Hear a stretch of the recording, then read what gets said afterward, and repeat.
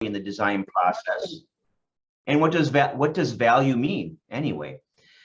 So as we get started, again, if you missed it this morning, my name is Jason Belaungi. I'll give a brief visual description for those who may not have had that opportunity early on. I'm a white male with short brown hair with more gray every day, wearing a black polo shirt with the Access to Independence logo and sitting in my office with some cabinets in my desk behind me.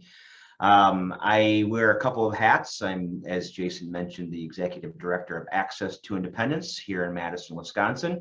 And I also serve as the chair of the Downtown Madison Incorporated Beyond Compliance Task Force, which is the lead organizing group for today's event.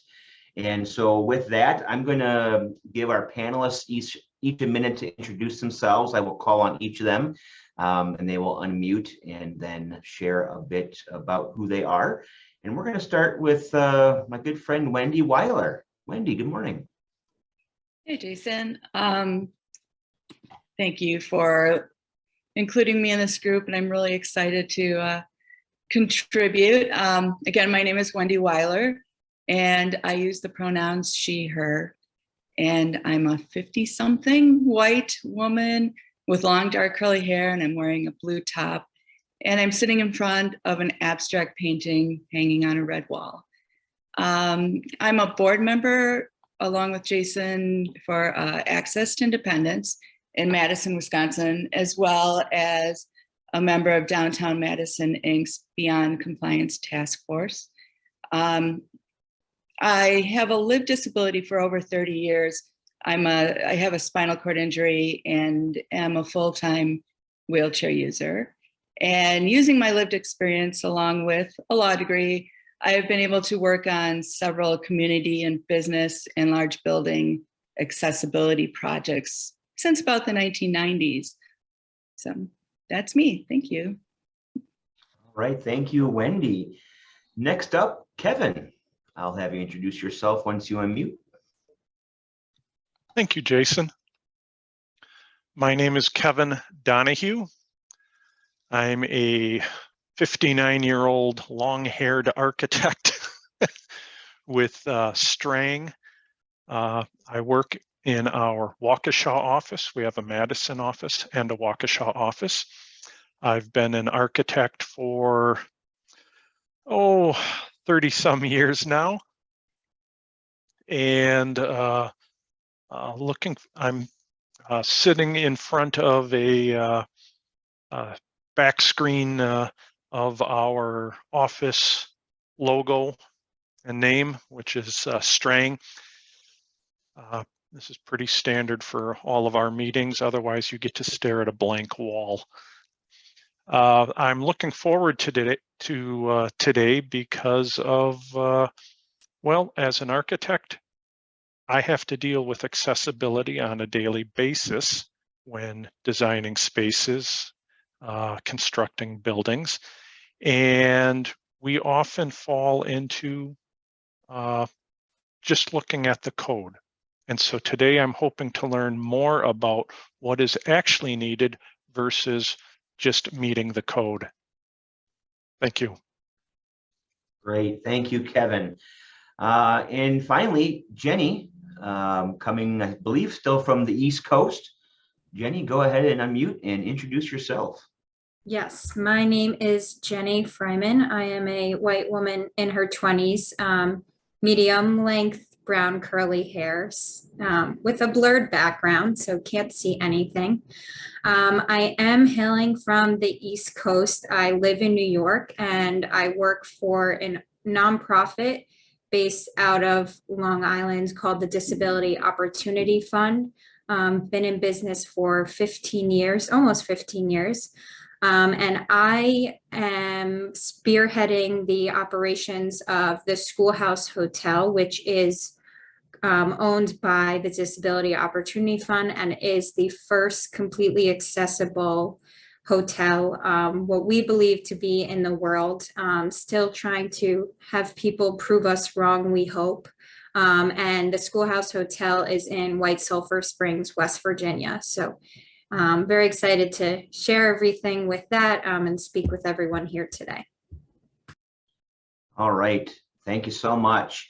And moving along in today's panel, we're going to follow the similar process that all three panels are doing today. So following introductions, we're going to give each panelist 5 minutes uninterrupted to share and present about what they have been doing in this work, why this work is important, and what they really feel is the value of accessibility in the work that they do. And so first up, I'm going to have Jenny share and present. So Jenny, the floor is yours. Great, thank you.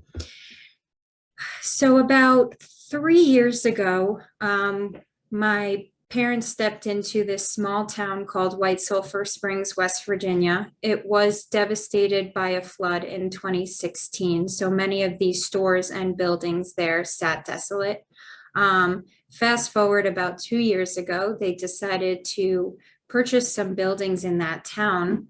And one of them being an old high school that we decided to convert into a hotel, and not only a hotel, but a completely accessible hotel. So coming from my experience, what I'm going to talk about briefly today is the experience of designing a completely accessible hotel and how we even figured out how to do this whole thing. So it was a fun but challenging experience. Converting a 100-year-old building is not easy to begin with. So adding accessibility just added a few more hurdles along the way. If you think, if there's one little step from one floor to another, most buildings will just keep it and sort of let that be. But we could not do that. We actually found this awesome mechanism called the Flex Step. It is based overseas, and it is actually a beautifully designed staircase that also converts into a lift. So we actually have 4 of those around the hotel. They've been a favorite for not only people with disabilities, but people in general. They think it's awesome that, you don't just have your classic ramp or, some sort of mechanism that maybe doesn't look so pretty. And that was really the whole thought behind building an accessible hotel, was at the end of the day, making it all aesthetically pleasing. Now with that, we also wanted to make sure that we were tapping into all of our resources. So as I said, DOF has been in business for almost 15 years. So through those years, our staff were able to make connections with different organizations, schools, etc., that connected us to people either living with a disability or have a family member who has a disability. So let me just give you a few examples of what we heard. Wall sconces and non-cool colors were very distracting. So what did we do? There are no wall sconces in the entire hotel. And the entire hotel is cool tone. So greens, blues, browns. I will say all of our rooms are named after school subjects. So some of the more fun school subjects like art are very vibrant. There's pink, there's colors. But with the check-in experience, we like to make sure that we know who our clientele is. And if that will bother them, we would never put them in that room. Just to keep going, support animals need immediate relief when traveling all day. So there's synthetic grass right when you get out of where your car would be and next to the entrance of the hotel. It sounds simple, but many places do not have that, especially city hotels. And support animals are prone to accidents because of that. Additional items we heard: a space for people with autism to be able to take a moment to themselves. We actually were able and lucky to put this together. We call it the meditation room, and we are filling it with what I would say gadgets to be able to relieve that if someone with autism were having an episode, or if they really just needed a minute to themselves, because hotels can be loud, events can be loud, and sometimes it's nice to just take a moment to yourself. Last thing I'll mention is mobile check-in. A lot of people with disabilities had shared with us that sometimes they don't want to interact with the front desk. They want to check in on their phone, they want to go right to their room, and they want to have their experience there. So we were able to create a custom app that not only you can check in and get your key from, but you can also control your room, meaning the blinds, the HVAC, and the electrical. So those are some of the things that we were able to put in. There's so much more that you can read about, but also that I'd be happy to talk to people about. And I don't know how much time I've left, but we're really starting to get people with various disabilities stay with us. And that's been really exciting to hear their feedback, because when we first opened on May 1st, we were really mostly getting locals. So I really wanted to end it on a note of, we had Sarah Gavar, who just won Miss Wheelchair USA 2022. She's from Florida, and she stayed with us. The competition was in Ohio, so she stayed with us on her way home. And she wrote on Facebook, and she told us in person, but it was really special. She said, "This hotel has so many high-tech features, from an automatic toilet with a bidet to the entire room controlled by my phone. This hotel made me feel so included." So at the bottom line is that people love when they see that you put effort in. Nothing's ever going to be perfect. It's what we deal with every single day. But the effort that was put into every single room and every single space has been really special to be able to hear feedback that people appreciate that, and not having to go to a hotel and say, "I need the ADA room," has been a plus for many as well. So thank you. Well, thank you so much, Jenny. I really appreciate that, and the work that you and your organization have done to build a model, which, as you said, you're waiting to be proven wrong, that you're the only fully inclusive hotel in the country, maybe even the world. And I think that's both cool that you have this model, but as I mentioned earlier this morning, we're 32 years into the ADA, which again is the minimum, and we're trying to get and build above that. And we have one hotel that's fully inclusive after all these years. And so we still have quite a ways to go. So I really hope other folks who work in that space of hospitality, lodging, et cetera, we'll learn from that, what you shared, and we'll have some Q&A obviously in our discussion, and you'll have a chance to share some more things about your experience. And I also want to acknowledge too that accessibility and inclusion is well beyond the built stuff, right? You talked about technology being really important, and in the mobile check-in. And as was mentioned in our last panel, those are inclusive things for everybody, right? There's some people who just don't like lines, and there's some people that their disability, with their disability, struggle to deal with lines or crowded lobbies, or with a pandemic, people don't want to be clustered into a certain area. So the technology that has an accessibility focus has gone above and beyond that. So really appreciate you sharing that, and thank you so much. All right, up next is Wendy. Wendy, I'll have you unmute, and then you can share with us what you bring to today's space and the work you've been doing.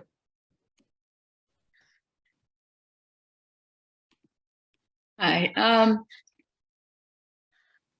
Yeah, I'm bringing, I guess, to the table just my lived experience and what I have kind of gone through and been through over the past 30 years of disability. I don't want to kind of reiterate a lot of what other people have said, but I think with the universal design, just to go back over this, like over the past decades, legislation has brought about a bunch of changes. As we know, the ADA has provided kind of the background for the legal requirements for this business, or for the building access. But universal design really takes us beyond the ADA. I think for a long time, universal design is thought of as being synonymous with the ADA, but it's actually something much bigger. Simplistically, the ADA, it really excels at getting humans who use mobility devices through the door. And it's done that well. And it's kind of a case of be careful what you wish for. Like, I think in the past panel, they talked about, cross disabilities really coming together and getting this legislation put together, and it's great, and it's gotten us in the door. But now it's time to really look at the broad span of disabilities and really work to make people feel included and welcomed in spaces with, basically with safety and comfortability, and being able to use it for an entire lifespan. Through my work with businesses and buildings, I find that I always get one question posed to me, and that question is, why should I make my business or building accessible other than it's the right thing to do? And my first answer, of course, is always, well, it's the right thing to do. The second answer kind of comes in with, by making your space accessible, by building with accessibility and universal design, we're really developing a better quality of life for a wide range of people. We're not just building for this small group of disabled people that might show up. A lot of people say, why would I build for the one person I know in a wheelchair? And it's really not that. When we think about for instance, I think the last statistic was there's 1.3 billion people with disabilities in the world, and that is according to the WHO 2020 statistics. And if you look at our US Census, it's like 1 in 4 or 1 in 5 people have a disability. And those disabilities are the disabilities that are categorized and named. They're not the disabilities or the varying disabilities that really encompass all of humanity. It doesn't encompass people who wear eyeglasses or hearing aids, or may have maybe neurotypical or have like cognitive disabilities. It doesn't encompass the aging population, which is growing at a huge rate. And universal design really needs to kind of get some traction here, I think. So yeah, my second answer to that is always like, we want to reduce the stigma for people with disabilities and create more of a level playing field, and really support more independence so that people can visit your business or building more independently, or visit them with family and friends also, and be more socially engaged and less socially isolated. And then, of course, the third answer to that question, which I'm sure is what everyone's getting at, is to address the issue of how much will this cost and what is the value or the benefit that I'm going to receive. And I'm a data girl, so I was trying to find all sorts of data on this. And in looking around, I found that, of course, when you have to remodel or fix, that becomes a significant cost. But if you're building from scratch, if you're starting the process, I found numbers anywhere from 0.05% to 1% of the cost of the project included for these extra accessibility features. So I understand that on a large project that can be very significant, but then we have to ask, like, what is really the price of inclusion, and what is the price to get more clients or better community perception? So I think those are, some of the issues that kind of come along with what is the value of universal design and just designing for everyone. So thank you. Great, thank you so much, Wendy. Couple things that you've said that I really appreciated, talking about how we create spaces that people feel welcome, right? It's not just a checkbox for compliance, but it's how is a space inviting? And we think of it in other ways around color and aesthetics and things like that. But if someone doesn't feel welcome because there's physical or other aspects that make someone feel unwelcome, then it's not a good design. So I appreciate speaking to that. And then you mentioned also that the lifespan, that a lot of times we don't think about when we talk about accessibility, a lot of older adults, people that are aging into the disabilities, and so who are losing ability to walk or with mobility or sight loss or hearing loss, and what is the impact of them too. So I appreciate you naming that in your presentation today, and I think it's really valuable to talk about that. All right, Kevin, you are next. I'll have you unmute and have you present next. Thank you. Well, after listening to Jenny and Wendy, I'm the guy who has to take all of the requirements and put them together. Now, I personally don't do design in our office on a day-to-day basis.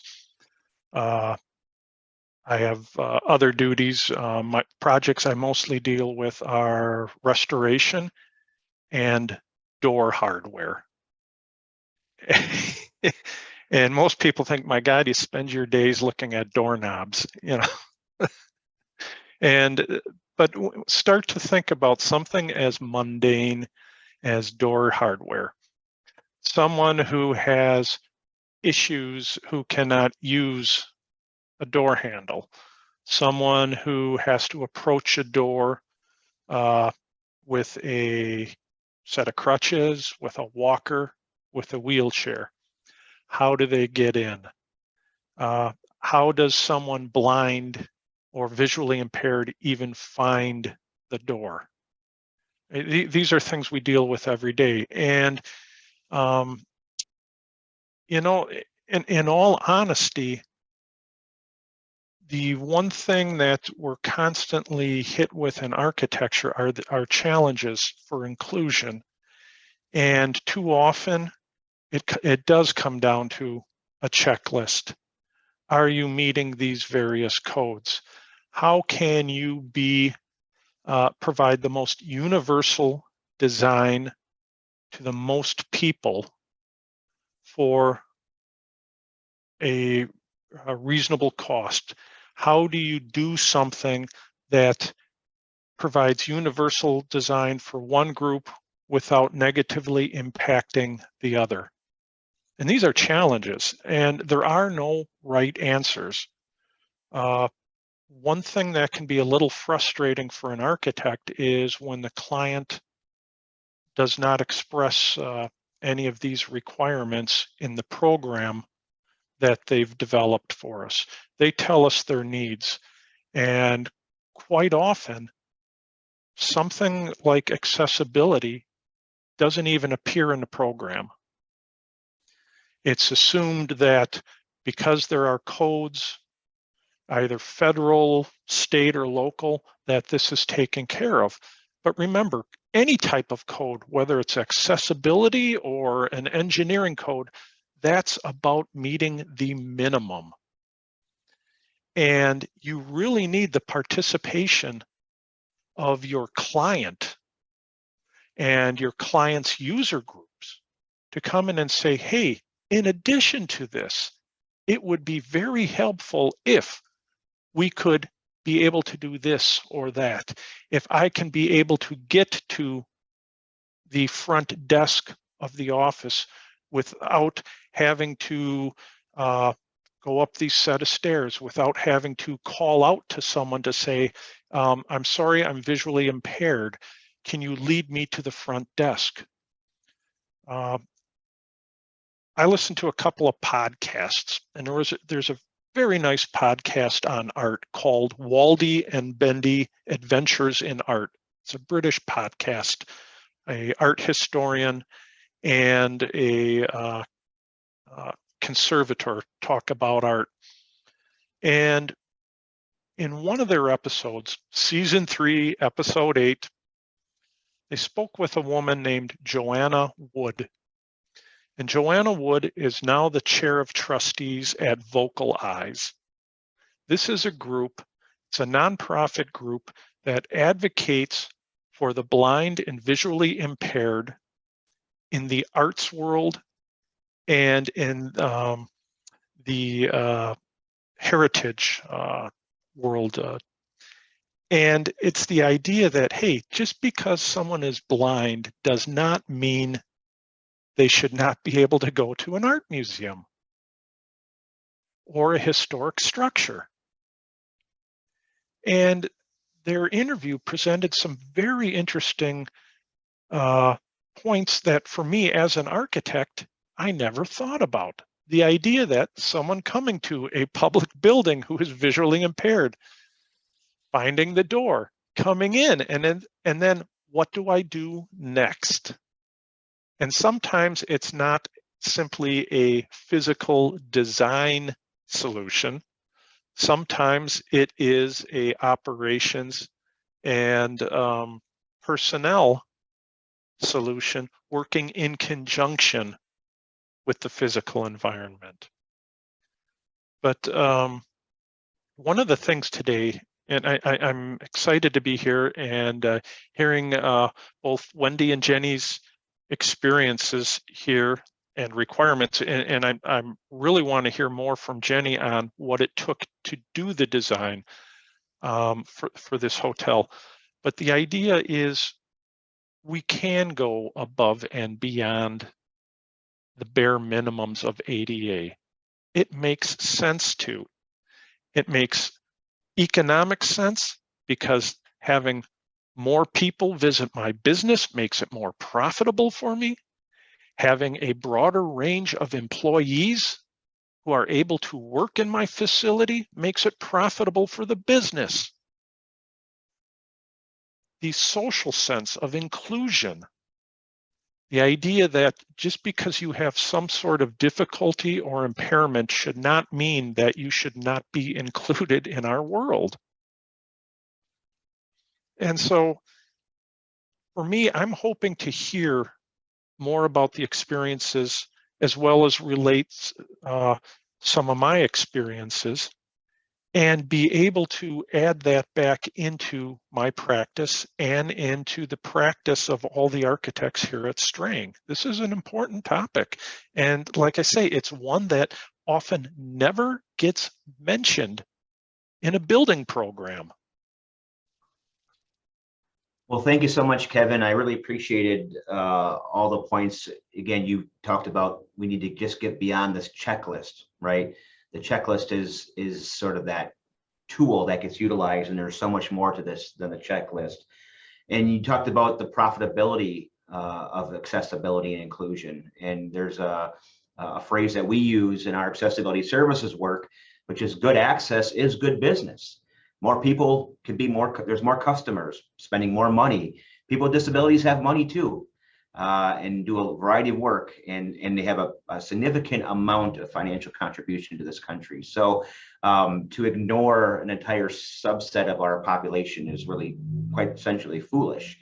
And so you also did a really nice segue for the discussion portion of today, where I'm going to ask a question of each of our panelists. I'll call on a particular panelist with that question, give about a couple minutes to answer it, and then I'll give other panelists an opportunity to answer as well. And Kevin, I wanted to start with you because one of the things that you talked about was that clients coming to the work you do and not having accessibility and disability inclusion on the program. So what tips do you think are important for architects to be thinking about to really help support clients to come ready to talk about that, come to want to have accessibility as part of that program, and also recognizing people with disabilities as a user group when they're talking about what they need for their space? Well, I'm going to start with the profession itself. We should be asking more. Quite frankly, it's a topic we should be bringing up just as much as we bring up the economics of a building, just as we bring up the finishes of a building. And I'll say there is a bit of hesitancy and a stigma both from, I guess it's, how difficult is it for you to sign the back of your driver's license to become an organ donor? There is this hesitancy that, oh, if I do this, it's going to happen. If it does happen, you're not going to be around to care about it. And so in architecture, there is this hesitancy to bring it up and just, oh, geez, we're going to open a can of worms. How far do we take it? The client may or may not be focused on it. Well, we have to ask to determine, is the client focused on it? And we have to advocate for it for the public good. We have to take it to the next step. It's not just a matter about determining, oh, does the signage next to the doors have Braille on it? Are the colors of the floor finishes with sufficient contrast to distinguish when we have a change in elevation? Or have we provided a readily accessible route that is the main route for someone who has mobility issues, rather than relegating them to the side door, or, oh, I'm sorry, you have to go around this other way here. This is, it's something that more architects need to bring to the forefront. We need to address our own hesitancy and fears. We need to carefully address those of the client. And it would really help too to be able to have resources to turn to, be it users, be it advocacy groups that can say, hey, you're designing the new gym at such and such campus. We're an advocacy group for the mobility impaired, and we can use a gym too. How are you planning on doing this? Let us consult with you to help you work through issues there to provide universal access and universal use. So it's a tough nut to crack. But I do think it has to start with the design profession, and it has to be quickly followed by the ownership developer group. Great. It can't just be the public demanding it. Absolutely. Well, thank you so much. I really appreciate you speaking to that. And we hope we talk about takeaways from this today. And I hope those who are attending, both as panelists and those who are watching today that are in your profession are thinking about that. How can we be doing more around this, and how can we be engaging and asking those questions and making this a priority? And then also, again, appreciate you speaking to local resources like Access to Independence that does accessibility services consultation work. So those, again, those resources are existing out there. Connect, learn, grow, and again, the users themselves. I'm going to look now to Jenny with a question. So Jenny, from an investor and a developer perspective, what is the value of accessibility to you, and what can others in your position learn from your experience with this hotel? Yes, so the value of accessibility is really basic, which is making sure that everyone can come to our hotel or our public space. So, our entire organization is based off of the mission of making lives for people with disabilities easier and better. But as others have mentioned, it's not only people with disabilities, but it's also, the aging community, and as well as people with maybe a temporary disability that just got surgery on their leg. They already had a trip planned, and they need the ADA accessible room. So there's so many different categories of people that can benefit from a room like this. And I think the stigma is always that the thing that hospitals put in all of our head, that the ADA rooms are so ugly. And that's such an easy fix. We found these beautiful grab bars that we're using and shower seats around the hotel, and it's not bothersome. I mean, not once have we gotten a complaint of someone saying, I don't like the grab bars in my room. Yes, if they were this stainless steel ones with hospital grade, maybe walls, someone may be bothered by it, but I think we all would, because we wouldn't want to go to a hotel that looks like that. So I think it's really, the bottom line is the stigma that it's created. And if you just change the conversation, as Kevin said, from the beginning, no one will question it. So you know, we're just really aiming to be a model for hotels, but also a model for architects and other developers to start thinking about it more. I mean, we had the unfortunate experience of talking to some architects and some hotel management companies that wanted nothing to do with us because in their minds, they said, well, you know, we're just trying to put as many rooms as possible in a building and make revenue.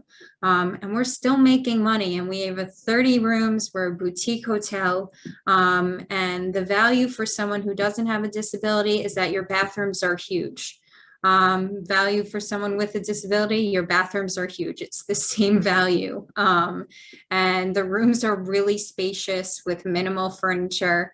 And I think it's just, as I think we're all saying, it's really just shifting the mindset and continuing to be thought leaders in the industry so that other people can start shifting the mindset overall in anything that they're doing.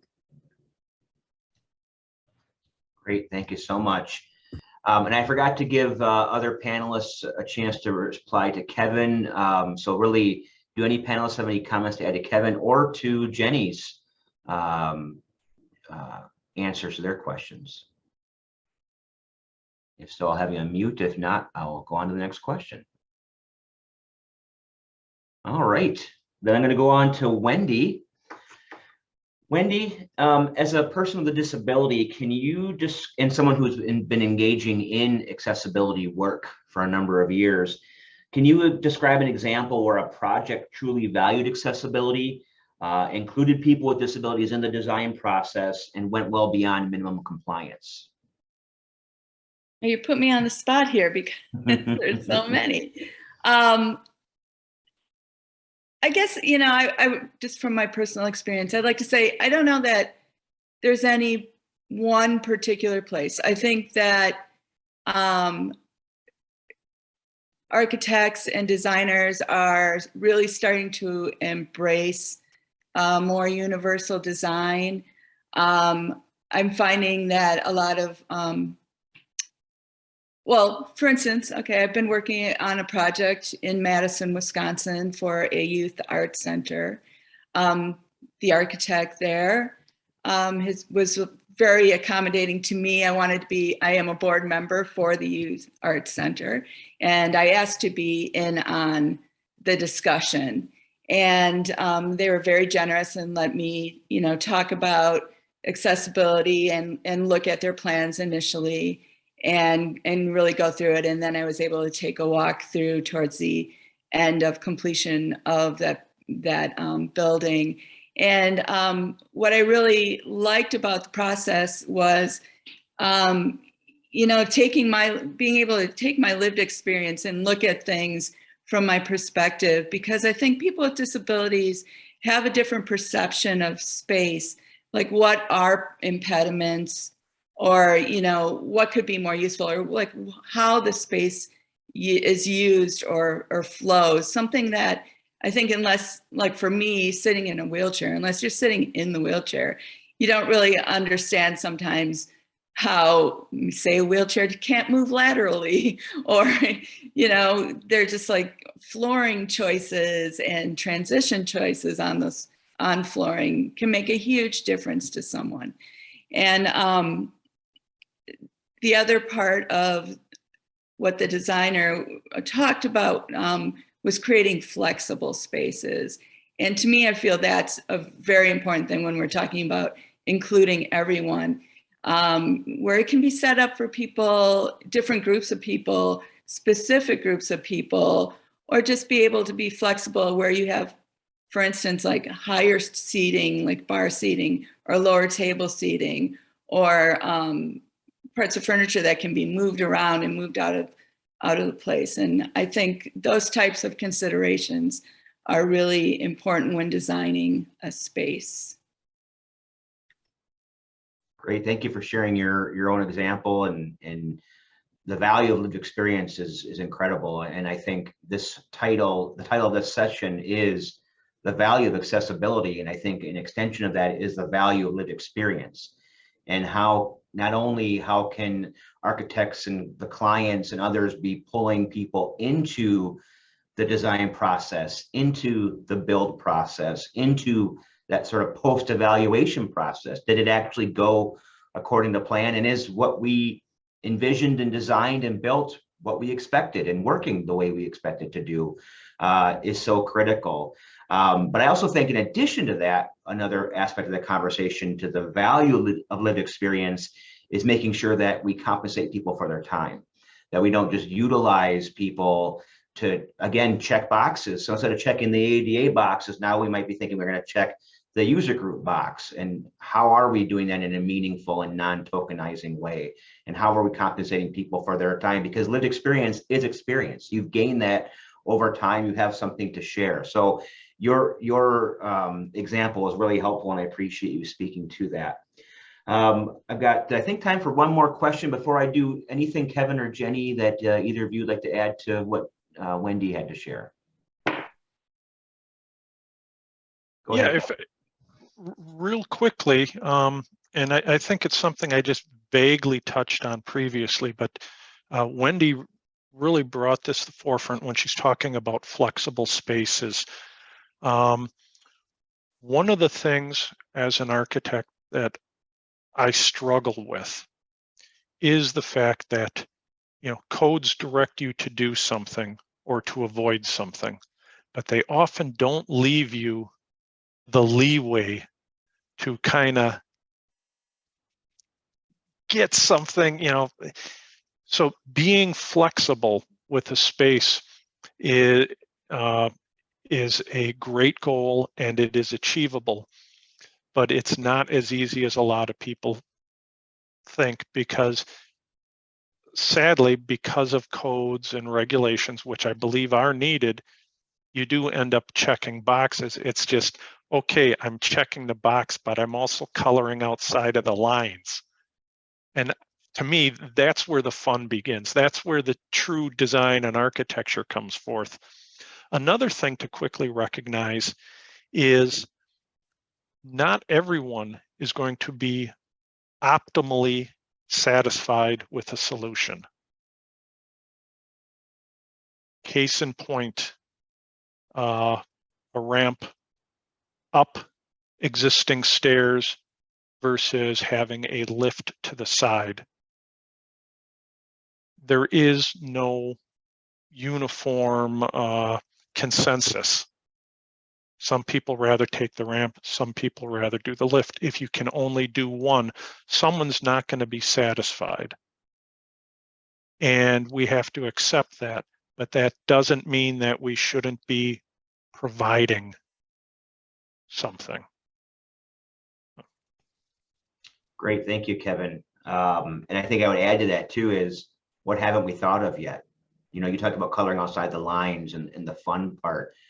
We have an incredible amount of talented people who work in these spaces of creating, designing, building, modifying places to be just incredible and do incredible things. And routinely there's new ideas that come up.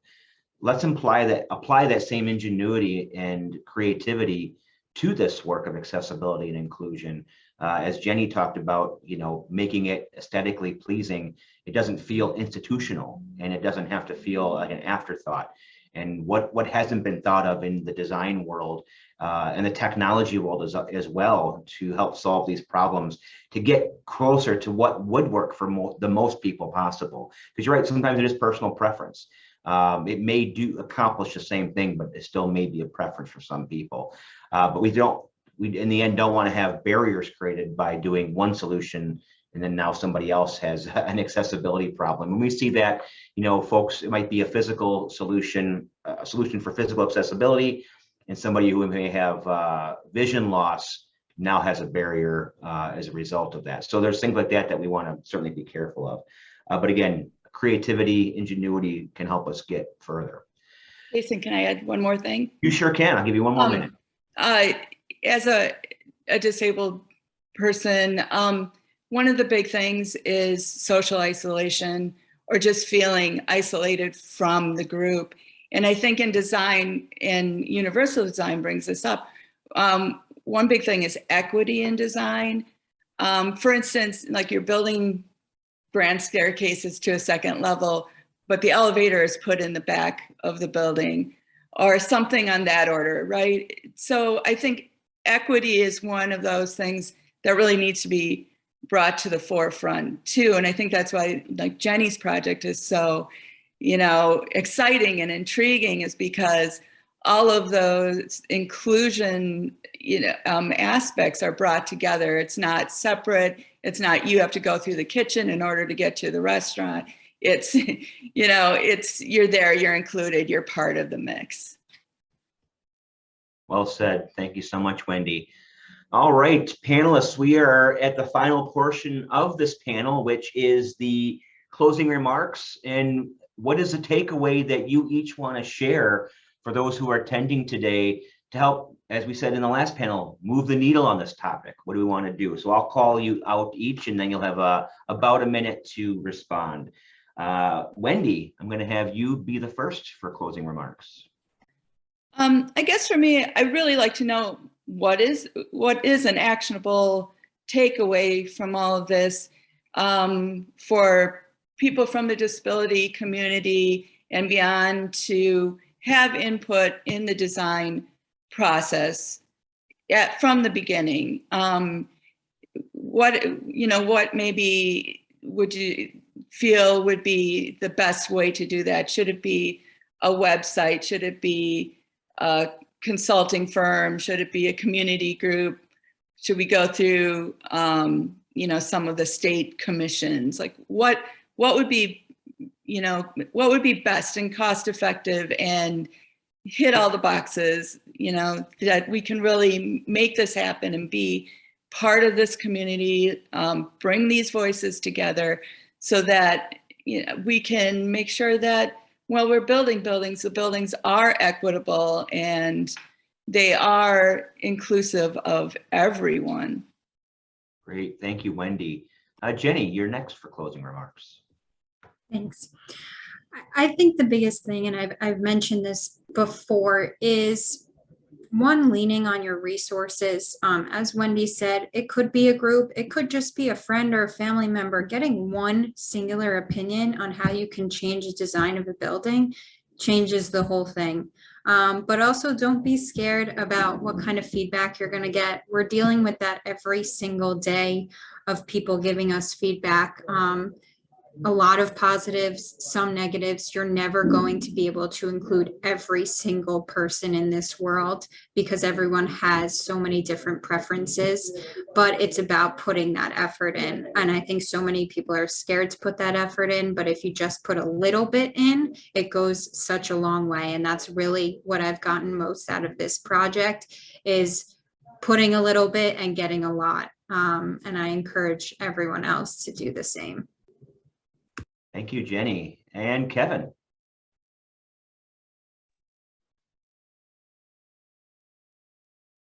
I think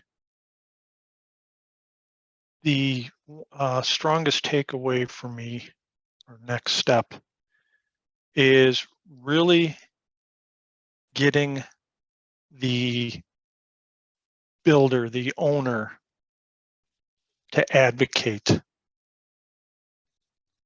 If an owner comes to me and says, hey, I need this new office building, and oh, by the way, I need it to also include this, that, and the other thing, to be more inclusive,